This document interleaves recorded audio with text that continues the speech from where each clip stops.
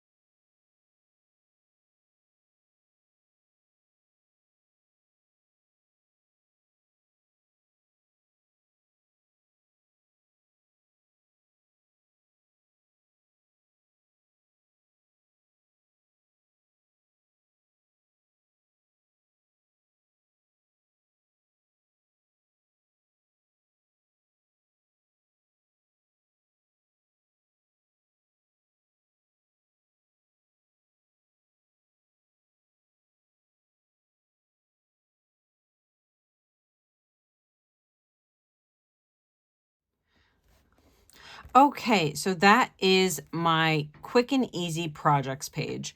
I wanted to do this video because I have seen a lot of people say that my goal planning video with the action plan has worked out pretty well. So I wanted to come up with something that was like, okay, you have one big project. This can be a goal related thing, but you have one big project that you kind of want to map out on a one pager. So I have the project name up here, the timeline for the project. So you have the start date and the end date. You can also put some like notable dates on that timeline. And then I have the page split into the left-hand side, which is like overall project related things. And then on the right-hand side is the tasks associated with that project. So the first is the project summary and goals. This is something that if you have worked on a project, you generally know this is kind of like the mission statement, the general purpose behind the project and what you're trying to accomplish because of that project. So that is the idea behind the project summary and goals.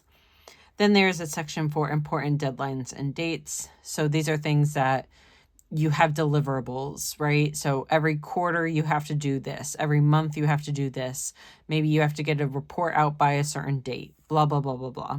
So you want to make sure that you're noting this. And this can also be used for school related things as well, not just work related projects, but school related projects. Say you have a big semester long project that you're working on and you have certain deliverables by certain dates. You know, you're working with a team that's not just you. Maybe you are working on a big final essay for that's due by the end of the semester, due by the end of the year. And so you want to set yourself deadlines and objectives so that you're meeting certain things throughout the time. That way you're not doing procrastination station and trying to finish it within the last week of the year. Project challenges. This is something that a lot of people like to do, and I do for my goals as well, because it's like, okay, I can see these things happening. How do I think about those things, and what am I going to do to combat those challenges? For example, I'm on maternity leave. So say a certain person on your team is going out on leave by a certain date and you won't have access to them for a certain amount of time. So you need to try to get their deliverables earlier or space out the deliverables so that way they have time when they come back from maternity leave to finish those projects.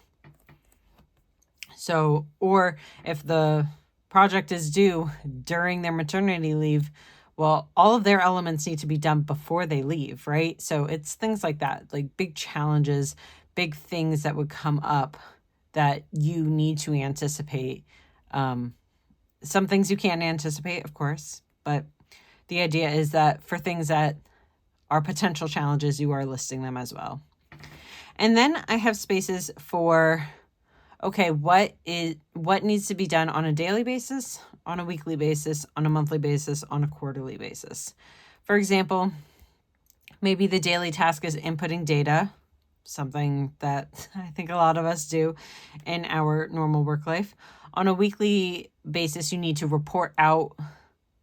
This is something like I do at my job. So on a daily basis, I will track referrals. On a weekly basis, I will put those in our weekly highlights. On a monthly basis, I may have to put a report out to my boss saying, hey, there were this many referrals between X, Y, and Z. And then maybe on a quarterly or maybe it's annual basis, whatever, you're reporting out even more, right? You're reporting up to higher up, so you need a briefing paper, for example. So splitting up those types of tasks, that way it's not just like, oh, here's a whole list of things that I have to do, but here's things that I need to focus on a daily basis. Here's things I need to focus on a weekly basis, on a monthly, and on a quarterly basis. So that is the idea behind this project spread. So the idea is this is like your snapshot. And then if you need to move something on your daily page, something like that, and then you can always reference this, right? So every single day, if you are doing the same types of daily tasks related to this project, then on your daily page in your everyday journal, you will write down all of these tasks at the beginning of the day, knowing that that is related to your work project and knowing that is your tasks for the day related to that project. And say you have multiple projects running along, you can have multiple of these pages. That way you can see at a snapshot, hey, this is the status of this current project. And this is where we're at on the timeline of that project. So that is the idea there. Like I said, I wanted to make this video because I know a lot of people liked the goals action plan that I put together for my goals related page.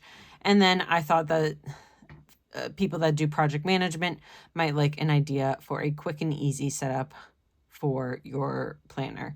The entire page took I think it took about 3 minutes for me to set up, maybe 4 minutes for me to set up. And then, of course, filling it in would take a little bit longer, a little bit more thought into it. But the entire page to set up, just the bare bones, was under 5 minutes. So really, really easy to set up and really, really easy to work from there. So thank you so much for joining me, and I will see you next time. Bye, everyone.